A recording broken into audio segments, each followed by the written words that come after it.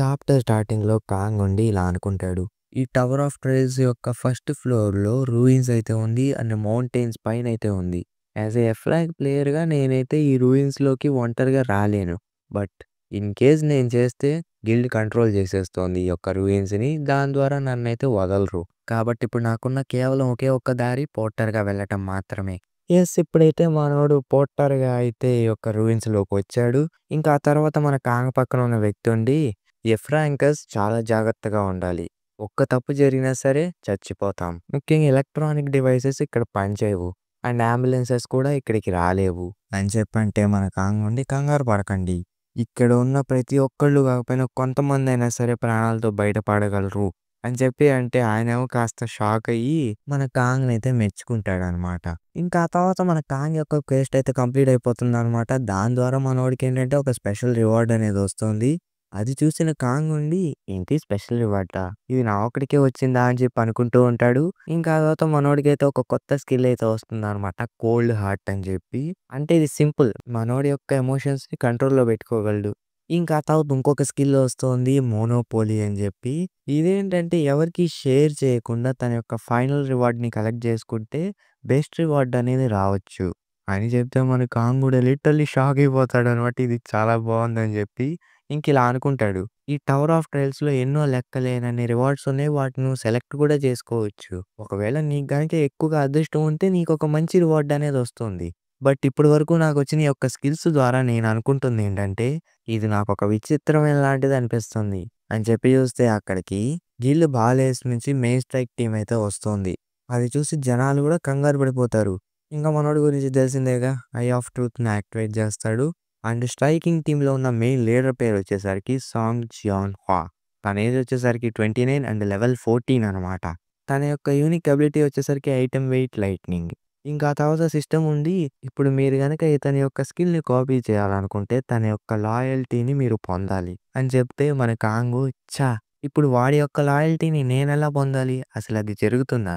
ఒక్క నిమిషం. 10 మెయిన్ గిల్డ్స్‌లో తిను కూడా ఒక స్ట్రాంగెస్ట్ స్ట్రైకింగ్ టీమ్ లీడరే కాబట్టి స్ట్రాంగ్‌గా ఉంటాడా? అయినా సరే అదంత పెద్ద పట్టించుకునే విషయమేం కాదు అని చెప్పి అనుకుంటాడు. ఇంకా ఆ తర్వాత చూసుకుంటే మనోళ్ళందరూ రూయిన్స్‌కైతే వెళ్తారనమాట. ఇంకా ఆ తర్వాత అక్కడ ఒక స్ట్రైకింగ్ టీమ్‌లో మెంబర్ ఉండి ఆర్బ్‌నైతే వేస్తాడనమాట. లైక్ వెలుగు కోసం. అక్కడ చూసుకుంటే చాలా చీకటిగా ఉంటుంది. ఇంకా ఆ తర్వాత అక్కడికొచ్చే జనాలందరూ చూసి ఏంటి? ఇదేనా రూయిన్స్ అంటే? అండ్ ముఖ్యంగా ఈ యొక్క మాన్‌స్టర్స్ ఎప్పుడో డిఫీట్ అయిపోయాయి. చూస్తుంటే వాళ్ళు ముక్కలు ముక్కల కింద నలిగిపోయినట్టున్నారు. అండ్ ముఖ్యంగా ఈ యొక్క అట్మాస్ఫియర్ చాలా విరక్తి పుడుతుంది. అండ్ ఈవెన్ సో చాలా భయంగాను ఉంది. అండ్ యెస్, ఇక్కడైతే వీళ్ళు ఈ యొక్క మాన్‌స్టర్స్‌ని చాలా దారుణంగా డిఫీట్ చేసేసుంటారనమాట. సో అది చూసే జనాలు చాలా కంగారు పడుతూ ఉంటారు. ఇంకా ఆ తర్వాత వాళ్ళని మన కాంగ్ చూసి ఇది కాస్త స్ట్రేంజ్‌గా ఉంది.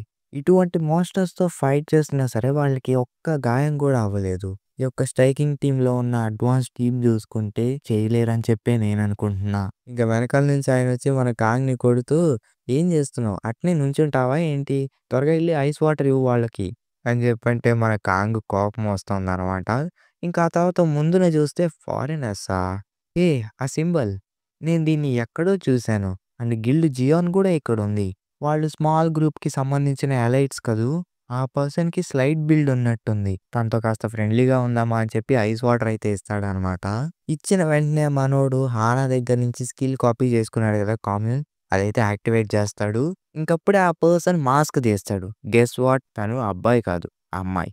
ఈవెన్ అది చూసి మన కాంగ్ నాకు తను తెలుసు. తనే లొరెన్షియా ఫ్యామిలీ యొక్క స్ట్రాంగెస్ట్ డాటర్. అది ఒక యూరోపియన్ నోబుల్ ఫ్యామిలీ. మొత్తానికి తనైతే ఒక ఆల్ రౌండర్ ప్లేయర్ అని చెప్పుకోవచ్చు. ఎందుకంటే తను power, possess, great attack, defence, healing skill ప్రతి ఒక్కటి కూడా పొజెస్ చేస్తుంది.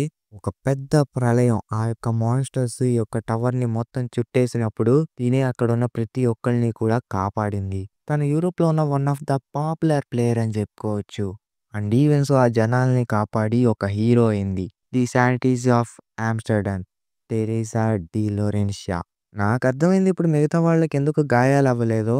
తన యొక్క ఎబిలిటీస్ చూసుకుంటే మిగతా వాళ్ళని అంత ఈజీగా చచ్చేలా చేయవు అని చెప్పి మనోడైతే ఐ ఆఫ్ ట్రూత్‌ని యాక్టివేట్ చేస్తాడు. అదైతే ఫెయిల్ అవుతుందనమాట. ఇంక మనోడు ఇలా అనుకుంటాడు. ఏంటి తను ఆల్రెడీ లెవెల్ 20 ప్లేయరా? అసలు అదెలా సాధ్యం అని చెప్పి షాక్ అయిపోతూ ఉంటాడు.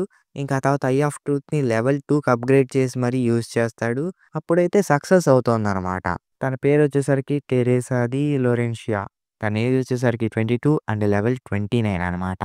తన యొక్క యూనిక్ ఎబిలిటీ వచ్చేసరికి బ్లెస్సింగ్ ఆఫ్ ద స్టార్స్. ఇప్పుడు మనోడు తన యొక్క స్కిల్‌ని కాపీ చేసుకోవాలంటే తనకేదన్నా ఇబ్బంది సిట్యుయేషన్ అంటే చచ్చిపోయే సిట్యుయేషన్‌లో ఉన్నప్పుడు మనోడొచ్చి తన్ని సేవ్ చేస్తే తన యొక్క స్కిల్‌ని కాపీ చేసుకోగలడు. ఇంకప్పుడే మన కాంగ్ చూస్తే క్లాస్ క్వెస్ట్ అని చెప్పి ఉంటుంది.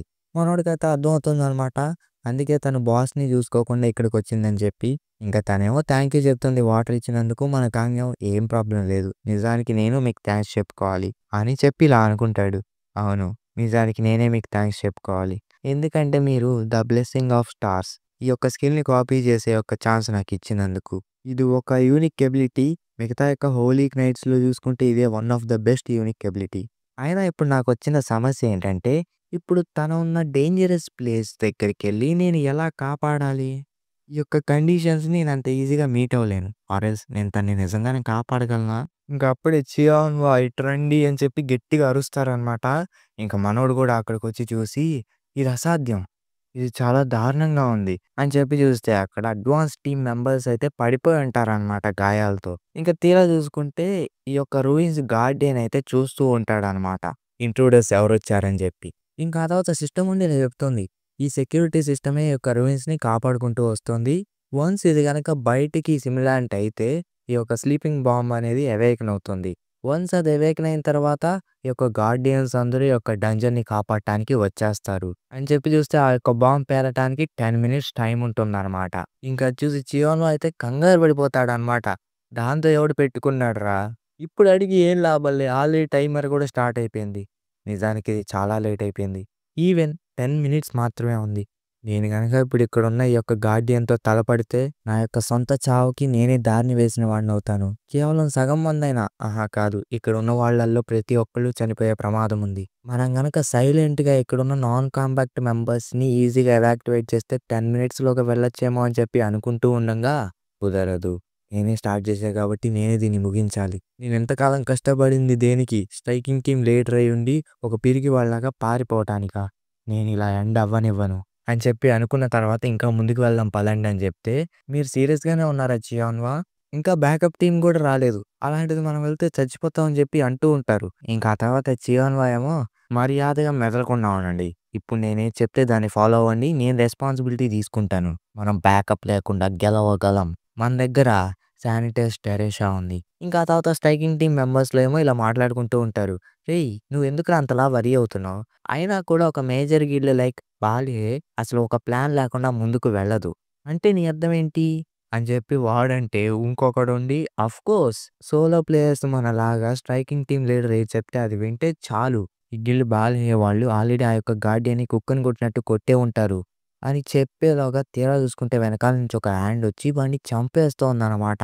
ఇక మిగతా వాళ్ళకేమో ఏం అర్థం కాదు. ఇంక తీరా చూసుకుంటే నెమ్మదిగా ఆ నైట్స్ అయితే అప్పీర్ అవ్వటం మొదలుపెడతాయి. ఇంకప్పుడే మనల్ని మెయిన్ ఫ్రంట్ స్ట్రైక్ టీమ్ దగ్గరికైతే తీసుకెళ్తారు. అక్కడేమో వాళ్ళందరూ ఆ యొక్క గార్డియన్స్ అవేకెన్ అవుతున్నారు. బ్యాటిల్‌కి ప్రిపేర్ అవ్వండి అని చెప్తూ ఉంటారు. మనోళ్ళు కూడా బ్యాటిల్‌కి రెడీ అవుతూ ఉంటారు. ఇంక ముందు నుంచి ఆ అవేకెన్ అయిన గార్డియన్స్ ఏమో వస్తా ఉంటారు. వీళ్ళేమో లిటరల్లీ చాలా ఫైట్ అయితే చేస్తూ ఉంటారనమాట. ఇంకా ఆ తర్వాత జియాన్ నాకైతే ప్రెషర్ పెడుతూ ఉంటారనమాట. కెప్టెన్ సోలో ప్లేయర్ సంగతేంటి అని చెప్పి. మన చియానో ఏమో మెదలకుండా ఉండి ఫోకస్ చేయండి బ్యాటిల్ మీద అని చెప్తాడు. ఇంకా ఆ తర్వాత ఇలా అనుకుంటాడు. ఈ యొక్క క్యాజువాలిటీస్ గురించి పట్టించుకునే సమయం కాదు. అండ్ అలా అని చెప్పి దీన్ని అవాయిడు చేయలేము. ప్రస్తుతానికైతే ఈ యొక్క సోలో ప్లేయర్స్ గురించి నేను వరీ అవ్వకూడదు. అయినా కూడా గిల్డ్ మెంబర్స్‌తో కంపేర్ చేస్తే సిస్టమాటిక్‌గా వాళ్ళ యొక్క టాక్టిక్స్‌ని నేర్చుకున్నారు. అండ్ ఈవెన్ సోలో ప్లేయర్స్ చూసుకుంటే ఒక టీమ్ లాగా ఫార్మ్ అయ్యి వర్క్ చేస్తే గనక వీళ్ళని డిఫీట్ చేసే అవకాశం ఉండే ఉంటుంది. అని చెప్పి చూస్తే స్ట్రైకింగ్ టీమ్‌లో మెంబర్‌ని ఆ యొక్క గార్డియన్స్ అయితే కింద పడేసి ఉంటాయి. సో చంపేద్దామని చెప్పి వస్తూ ఉంటాయి. ఇంక మనోడేమో ఎవరన్నా కాపాడండి నన్ను అని చెప్పి అంటూ ఉంటాడు. ఇంకక్కడికి టెరెషా వచ్చి అక్కడున్న గార్డియన్స్‌ని కుక్కని కొట్టినట్టయితే కొడుతోందనమాట. కొట్టిన తర్వాత ఇలా అనుకుంటుంది. మిగతా వాళ్ళు చూసుకుంటే చాలా ప్రమాదంలో ఉన్నట్టున్నారు. ముఖ్యంగా నాన్ కాంబాట్ వాళ్ళు చాలా డేంజర్‌లో ఉండే ఉంటారు. కాబట్టి నేను వెళ్లి వాళ్ళని కాపాడాలని చెప్పి వెళ్తూ ఉంటుంది. ఇంకప్పుడే రేర్ సప్లై టీమ్ దగ్గరికైతే తీసుకెళ్తారు. అక్కడ చూసుకుంటే పోర్టర్‌గా మన కాంగ్ వస్తున్నప్పుడు మాట్లాడాడు చూడండి ఇంకొక పోర్టర్. తనైతే గాయాలతో ఉంటాడు. అక్కడికైతే ఆ యొక్క గార్డియన్ వచ్చి చంపబోతూ ఉంటాడు. ఇంకప్పుడే మన కాంగ్ వచ్చి వాడిని ముక్కలు ముక్కల కింద నరికేస్తాడు. అయినా సరే వాడు డిఫీట్ అవ్వడనమాట. మళ్ళా కాంగ్ మీదకి అటాక్ వస్తూ ఉంటాడు. మన కాంగ్ ఏమో ఆ యొక్క అటాక్‌ని డాడ్జ్ చేసి ఎలిమెంట్ ఆఫ్ ఫైర్ స్కిల్‌ని యూజ్ చేసి వాడినైతే డిఫీట్ చేసేస్తాడనమాట. చేసిన తర్వాత ఇలా అనుకుంటాడు.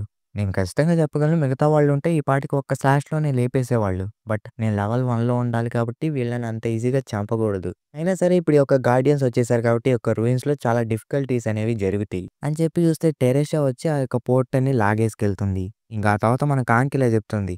ఐ థాట్ నువ్వు చాలా మంచోడివి అనుకున్నా. అయినా సరే ఒక నాన్ కాంబాట్ ప్లేయరు ఒక డ్రాగర్‌తో అటువంటి గార్డియన్‌ని ఎలా డిఫీట్ చేయగలిగాడు? ఐ గెస్ నువ్వే అనుకుంటా ఆ యొక్క గార్డియన్స్‌ని నిద్ర లేపింది.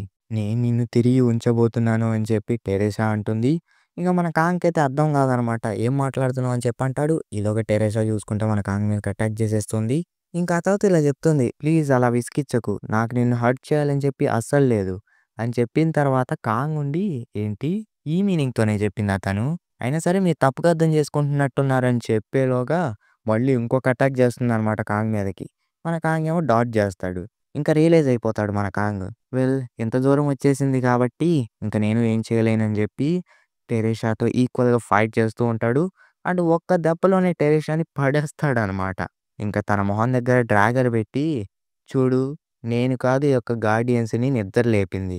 అండ్ ఒకవేళ నేనే కల్ప్రిట్ అయ్యుంటే ఈ పాటికి నేను నిన్ను ముక్కలు ముక్కల కింద నరికేసేవాడిని. అని చెప్పేలోగా ఆ పోర్టర్ ఉండి టెరెషా, మిస్టర్ కాంగ్ మీ ఇద్దరు ఎందుకు అసలు తలపడుతున్నారు? మిస్టర్ కాంగ్ నన్ను కాపాడాడు. అని చెప్తే అప్పుడు టెరెసా రియలైజ్ అవుతుందనమాట. రియలైజ్ అయిన తర్వాత సారీ చెప్తుంది. ఇంకా ఆ తర్వాత టెరెసా ఉండి మన కాంగ్‌కి ఇలా చెప్తుంది. నువ్వు చెప్పిన దాని ప్రకారం నీ పేరు జిన్‌యోక్ కదా! అయినా సరే నీ యొక్క ఐడెంటిటీని ఎందుకు దాచుకుంటున్నావు? ఇంకా ఆ తర్వాత కాంగ్ ఉండి అసలు ఎందుకు అడుగుతున్నావు? అయినా సరే నీ రీజన్ నా రీజన్ సిమిలర్‌గా ఉంటుంది. జస్ట్ నీలాగే ఆ యొక్క గిల్డ్ జియోని ఒక స్మోక్ స్క్రీన్‌లా వాడుకొని నువ్వు ఆ యొక్క పీటర్స్ కన్వార్ట్‌ని నీ యొక్క క్లాస్ క్వెస్ట్ కింద సీక్రెట్‌గా పొందాలని చెప్పి చూస్తున్నావు. నేను అలానే నాకు నచ్చింది నేను ఒకటి ఫైండ్ చేయాలి. అది కూడా వేరే వాళ్ళకి తెలియకుండా అని చెప్తే తనేమో షాక్ అయిపోతుందనమాట. వీడికెలా తెలుసని చెప్పి. ఇంకా ఆ తర్వాత మన కాంగ్ ఉండి ఈ యొక్క రూయిన్స్‌ని ఎలా క్లియర్ చేయాలో నాకు ముందుగానే తెలుసు. ఈవెన్ సో నేను వేరే వాళ్ళ యొక్క స్కిల్‌ని వాడగలను. అండ్ దానికి సంబంధించిన పరంగా చూసుకుంటే అండ్ మనం వెతుకుతున్న ఐటెమ్స్ కూడా సేమ్ ప్లేస్‌లోనే ఉండొచ్చు. కాబట్టి మనిద్దరం ఒకే టీమ్ లాగా ఉన్నాం. ఏమంటావు? అని చెప్పి మన కాంగ్ అంటాడు. ఇంకా ఆ తర్వాత చూసుకుంటే స్ట్రైకింగ్ టీమ్ దగ్గరికైతే తీసుకెళ్తారనమాట. అక్కడేమో వాళ్ళు కంగారు పడిపోతూ ఉంటారు. అక్కడ చూసుకుంటే టీమ్ లీడర్ చియాన్‌వా అయితే మిగతా యొక్క మెంబర్స్‌ని తిడుతూ ఉంటాడు. ఎందుకంటే మిగతా వాళ్ళందరూ సెపరేట్‌గా వెళ్దామని చెప్పి అంటున్నారు. బట్ సెపరేట్‌గా వెళ్తే వాళ్ళు చనిపోతారు. అందుకే మనం గ్రూప్‌గా ఉందామని చెప్పి చియాన్‌వా అయితే అంటూ ఉంటాడు. ఇంకప్పుడే టెరెషా ఉండి నీ దగ్గర 20 కిలోమీటర్స్‌కి సంబంధించిన మ్యాప్ ఉంది గదా! అండ్ ప్రతి ఒక్కళ్ళకి తెలుసు ఈ యొక్క రూయిన్స్‌ని ఎలా క్లియర్ చేయాలని చెప్పి. జస్ట్ నేను లేనంత మాత్రాన పెద్ద చేంజ్ ఏం జరగదిక్కడ.